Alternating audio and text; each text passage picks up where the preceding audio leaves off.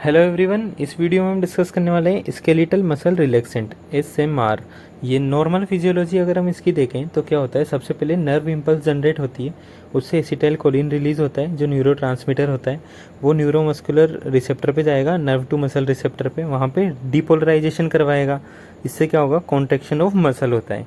इसके बाद जो एसिटाइल कोलिन था वो इनएक्टिवेटेड हो जाएगा, फिर रेडी हो जाता है अनदर यूज़ के लिए। तो एसिटाइल कोलिन वापस यहाँ जाता है, फिर अगली नर्व टू मसल रिसेप्टर पे जाएगा, फिर डिपोलराइजेशन करवाएगा, फिर कॉन्ट्रैक्शन करवाएगा, फिर इनएक्टिवेटेड हो जाएगा और ऐसे साइकिल चलती जाती है। ये होता है normal physiology of skeletal muscle contraction. अब ये जो स्केलेटल मसल रिलैक्सेंट होते हैं वो कैसे कैसे काम करते हैं, मेनली सेंट्रली एक्टिंग होते हैं, इसके अलावा होते हैं पेरीफेरल एक्टिंग। कौन कौन से होते हैं, सेंट्रली एक्टिंग और पेरीफेरल एक्टिंग। सेंट्रली एक्टिंग में बेक्लोफेन, डाइएज़ेपाम और बेंजोडाइएज़ेपिन। कौन कौन से, बेक्लोफेन, डाइएज़ेपाम और बेंजोडाइएज़ेपिन।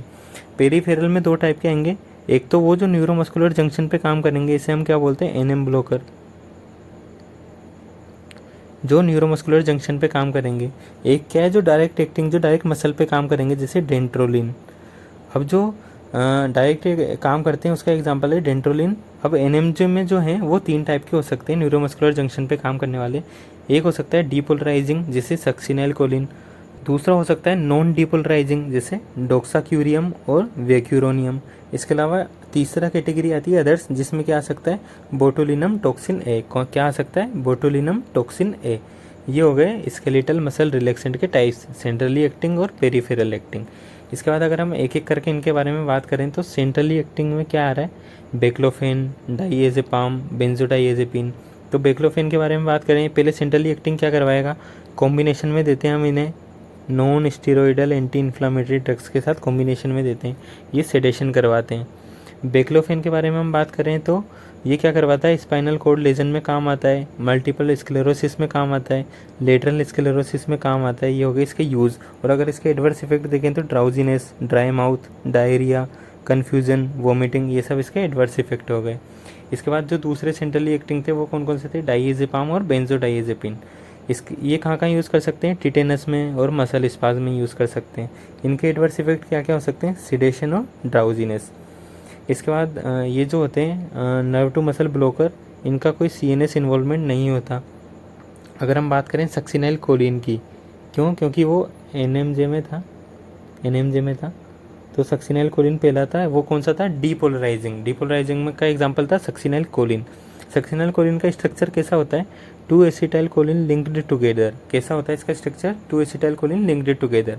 ये क्या होता है, पार्शियल एगोनिस्ट होता है। पार्शियल एगोनिस्ट मतलब ये बाइंड टू होगा, लेकिन जो एगोनिस्ट है उससे थोड़ा कम इफेक्ट प्रोड्यूस करेगा। इसके अलावा इसका शॉर्ट ड्यूरेशन ऑफ एक्शन होता है। इसके एडवर्स इफेक्ट क्या क्या हो सकते हैं, मसल पेन हो सकता है, इंट्राओक्युलर प्रेशर बढ़ सकता है, ब्रेडिकार्डिया हो सकता है। अब जो तीसरा था, हम बात करते हैं directly acting skeletal muscle relaxant के बारे में। Directly acting skeletal muscle relaxant का एग्जांपल हमारे पास था डेंट्रोलिन। डेंट्रोलिन क्या करता है, ये इनहिबिट करता है calcium release from sarcoplasmic reticulum. Sarcoplasmic reticulum से कैल्शियम रिलीज को इनहिबिट करता है। उससे क्या होगा, कॉन्ट्रैक्शन रुक जाएगा।